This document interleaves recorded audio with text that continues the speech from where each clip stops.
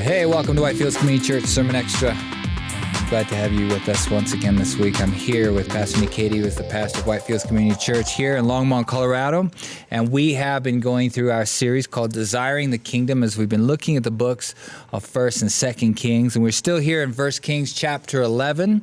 And we're looking at the end of the life of Solomon. And so if you have not had a chance to hear the sermon, download it. You can go to whitefieldschurch.com.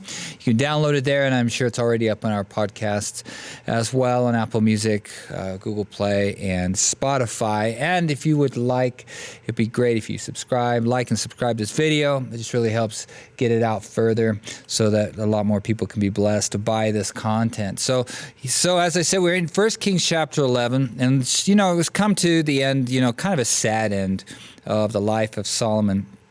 And but one of the people who's now going to kind of play a big role going forward in the next couple chapters is Jeroboam.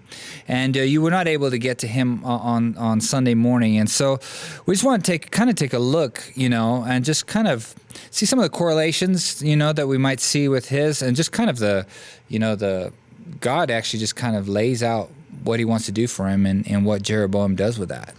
Yeah, a big theme that runs throughout the books of 1st and 2nd Kings, and so far we've seen it a lot in 1st Kings, is this idea of God is offering people something, and there's an if included in those promises. So, for example, there's this promise made to Solomon 3 times. If you walk with me as your father David did with his whole heart, then I will do this for you. Basically, you will never lack someone to reign on the throne of Israel. He keeps making all these promises. I'll give you peace and security and wealth and wisdom. And Solomon's offered all of these things, and yet it seems to be, I guess, a bit of foreshadowing these reminders throughout the book that if you do this, God continually keeps offering them. By them, I mean the kings of Israel and Judah later on, as the kingdom is going to be divided. He keeps offering them blessing and all of these things, and they don't take hold of those promises. And that needs to speak to us very starkly, right? That God is offering things. He's offering grace. He's offering these things. And yet we have to take hold of them. We have to appropriate them. We have to take hold of them by faith and put them into action in our lives and appropriate them. That's really important. That's a big takeaway from these books. But just as we've seen with Solomon, he was given this promise.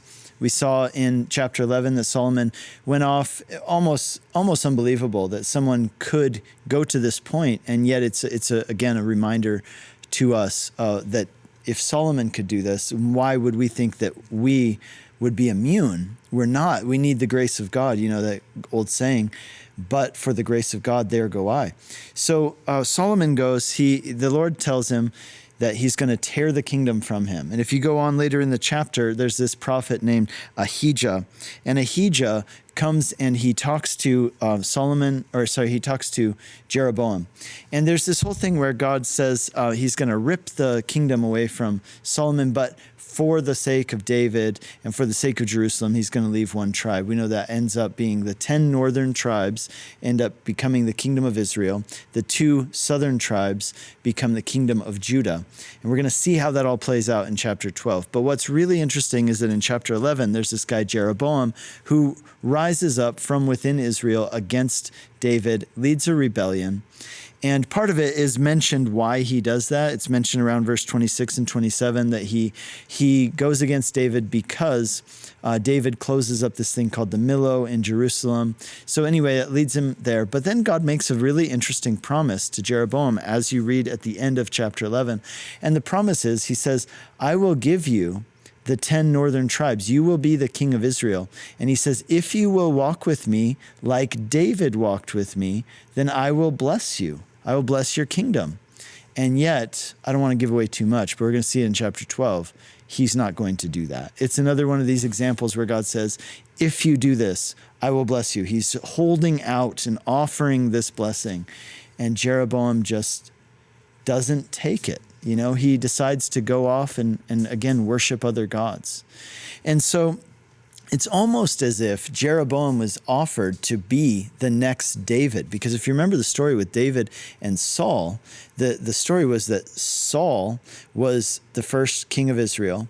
But then rather than the line continuing with Saul's son Jonathan becoming the next king, instead David, who's not related at all, becomes king. Because he has a heart for God. And it's really similar because you remember that Saul, when the kingdom was ripped from him, he was so angry that he wanted to kill David. It actually says the same thing here in chapter 11, that when Solomon finds out that the kingdom has been ripped away from him, he tries to kill and wants to kill Jeroboam. It's almost an exact parallel between Saul and David, and then Solomon and Jeroboam. And Jeroboam has this golden opportunity to really be the next great David-like figure for the nation of Israel. And yet, sadly, and this is something we see throughout this book, sadly, that is not going to come to fruition.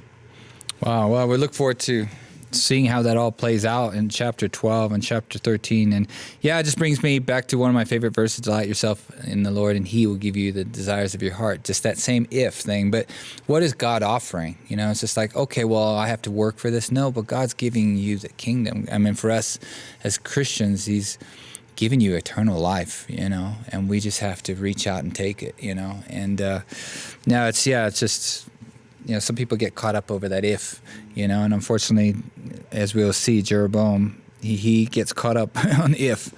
And so one of the other things you talked about on Sunday was just in Matthew chapter 1, you talked about these 5 women, and you were going to clarify, you know, as you were talking about them. Yeah. You know, I did a series a few years ago on this. It was called Redemption, the Knots in Jesus' Family Tree. And here's why. Because in an ancient world, it was not common for women to be mentioned in genealogies. And so when Matthew goes and he mentions 5 women by name in Jesus' genealogy, that is different than the trend or the custom of the day. And it's also really interesting, if you're going to mention people in a genealogy in a way that you don't usually do it, well then, you know, you might want to highlight, oh, and he was related to this famous person who did these great things. And in each of these cases, these 5 women who are mentioned in Jesus' genealogy, they all have a little bit of a stigma that could be associated with them, but it's they're incredible stories of redemption. But here are these 5 women. There are, help me out here, it's Rahab is one of them from Judges chapter 2. Who's the next one? Ruth. Then we have Bathsheba. Who am I missing here? Sarah? No, Sarah's not mentioned. Not there. Tamar? Tamar. That's actually So Tamar from Genesis 30, I'm going to say 37, 38. Somewhere. Yeah, I was going to say 38, but. Okay. Yeah, so Tamar, Rahab, Ruth. And Bathsheba, and Mary. Mary, of course, yeah. And so those 5, and one of the things I mentioned was that 3 of them are not of Jewish ethnic origin. Those 3, by the way, are Tamar, Rahab, and Ruth. Now, I mentioned also in the sermon, and this might have been confusing, in fact, I know it was for some people because they mentioned it, was that Sarah was not of Jewish ethnic origin. And they said, well, if Sarah and Abraham were like the first Jewish people, then nobody before them was of Jewish ethnic origin. And that's absolutely correct. And it's a point that I wanted to kind of bring out, was that is the nature of the Jewish nation. In the scriptures, you'll notice that they are a nation who is called out from among the nations, and their nation existed and was created not on ethnic or racial basis, but on the basis of faith. That's why, there are Jewish people all over the world from, northern Africa, from Ethiopia, and all these people, and they're considered full-fledged Jews because to be a Jew is a religious designation, not an ethnic designation. Okay. Yeah, no, that's very interesting. And that comes on we had another question from one of our regular viewers, wanted to know, basically you brought that point up because of the 700 wives and 300 concubines. And foreign women. And he said they were foreign women, and basically why were they foreign women? Weren't there enough pretty girls in Israel, so to speak? Yeah, and I think the issue is that one of the things we see with Solomon, and we saw this earlier in his story as well, is that probably it had to do with forming some alliances with other countries and kingdoms. Although you have to say that there's not even 700 nations in the world today, right? It's not like he said, okay, all the nations of the world, I'll marry one of you, right? So many of them were foreign. He had a thing apparently for foreign women. And it also just shows this kind of like tendency in his heart to disregard God's commands, to push the boundaries, to be maybe infatuated with the things that were taboo and not allowed. And he continually goes there.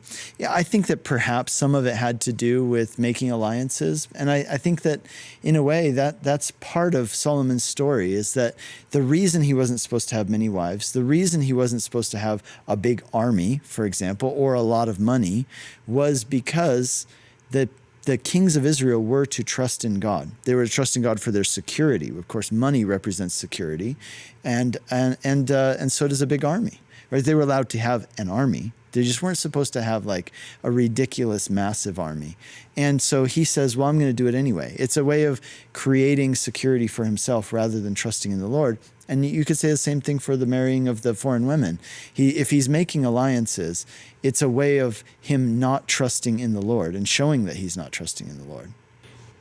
Yeah, well, it's a very sad ending, and as we've looked at in depth, we just kind of seen him, as you said, it was a slippery slope, and he started to make small compromises, and at the end ended, turning away from the Lord. And so that's a very stark lesson for us to learn. It's not something overnight, that we do. It's something just small compromise after small compromise. And so, very sad ending, but we're going to continue on through and look at some of the rest of the kings. And unfortunately for Israel, this is kind of the turning point for them anyway. Yeah, it's a downward turn. So, well, we're going to dive into it and continue. And I hope you enjoyed this week's lesson. We just looked at a couple different topics. And if you haven't downloaded the sermon yet, you can find it right here.